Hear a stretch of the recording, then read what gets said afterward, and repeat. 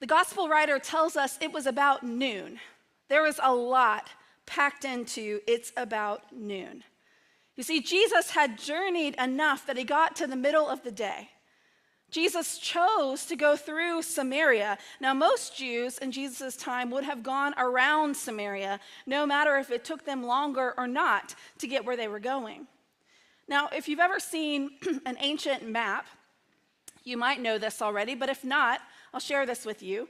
There's Judea down here, where Jerusalem is. There's Samaria in the middle, and Galilee, where Jesus lived, above, and the Jordan River beside. Many Jews in Jesus' time would travel around the area of Samaria by going to the other side of the Jordan River and then following the river up to Galilee. And they would do the same thing in going to Jerusalem. This was important, almost important as, the Mecca travel of UT people to Knoxville on Saturday, Like this was a trip that they took and a way that they went often because that is where they went to worship, to Jerusalem, to the temple. Jesus chose not to go around Samaria, but instead to travel through it. Now, in the time that you've heard preachers preach, you have probably heard that Samaritans and Jewish people were enemies. They did not get along. They did not see one another eye to eye. They did not treat each other as fellow humans along the way. But the truth is, they were cousins. They were related. They shared something in common.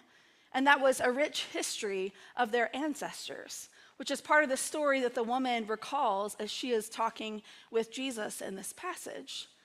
They both relate their history back to Moses and the fathers of Abraham, back to Jacob and his family. They both point back to that history. But somewhere along the way, they begin to kind of push away from one another, to find reasons to disagree about where the proper place to worship was, about how many people could you marry in with? Could you marry in with a person from a foreign land or not? They had all these reasons to not like each other, and they had dug their heels in. So when Jesus tells the famous story of the Good Samaritan, we say Good Samaritan as if that's something that we're used to saying, but in Jesus' time, that was very controversial. There's nothing good about Samaritans. Good Samaritan? So Jesus has chosen to pass through Samaria, which is not for Jewish men, but he's chosen to do this anyway. And in Samaria, there's an important landmark, the well of Jacob. And so Jesus stops at this well of Jacob. He's thirsty and he's tired, but I want you to remember, he's Jesus. And so he very well could help himself. But he chooses a posture of vulnerability. Then there's a woman that shows up, and she's not given any name because she prefers to be invisible. We know this because John said it was about noon.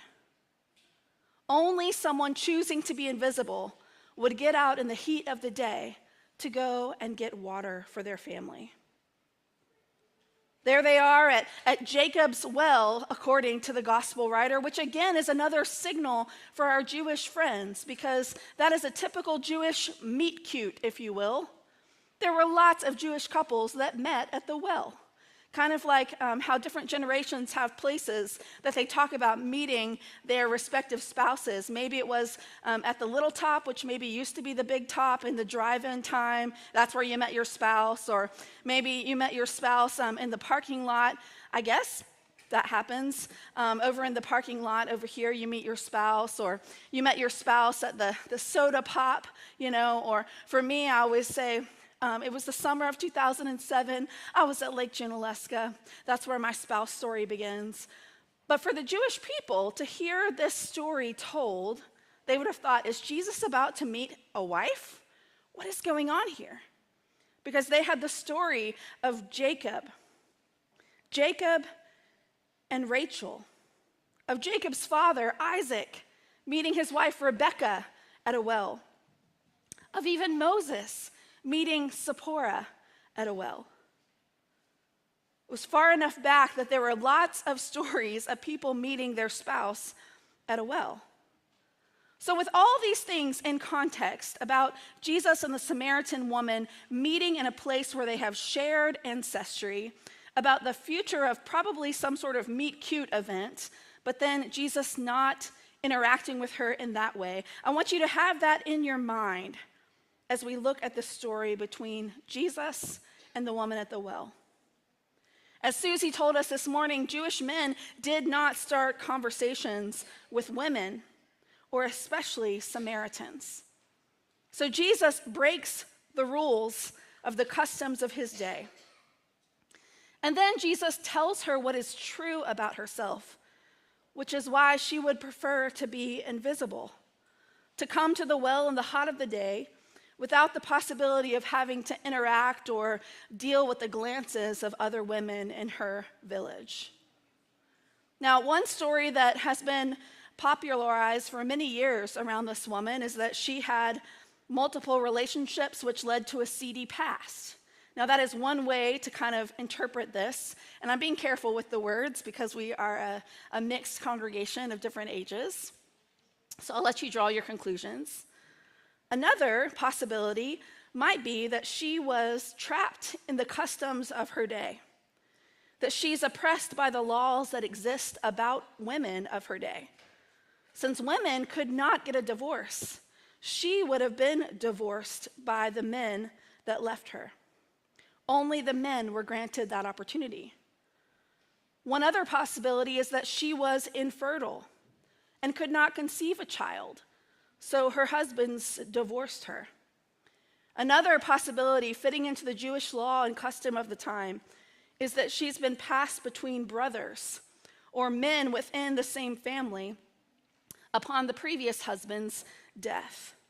And now she might live with her father-in-law, waiting for the next eligible bachelor to grow and become of age for her to marry, waiting for the next person, the next man that she'll belong to. Now, we can only speculate about her past. The point that Jesus is trying to make about her and to her is clear in this moment. What he wants her to know is that he sees fully that she has been passed as a belonging from one man to another. He sees her clearly. He sees you clearly. He sees me clearly. And even so, Jesus tells her the best news, that he is the Messiah. This is something he tells no one else. In fact, this conversation with this unnamed woman is the longest conversation we have of Jesus with another person in all four Gospels. This is a significant conversation. This is a turning moment about how deeply God wants to connect with us. And it's so transformative for her that she goes from wanting to be invisible to leaving behind her water pot and wanting to be seen so that she can tell the good news of what she's experienced. I cannot overemphasize the power of this story. I cannot overemphasize how unique and odd this particular conversation would have been. For this to be recorded and written down and told years and years and years by the church should turn our hearts, should turn us inside out to realize just how far God is willing to go. To realize that Jesus will break the customs and the rules of his day in order to connect with others, and that perhaps we're invited to do the same. Look at God here, making a way for a woman who previously had no way out. Look at God here, giving a purpose to someone who has deemed themselves better off invisible.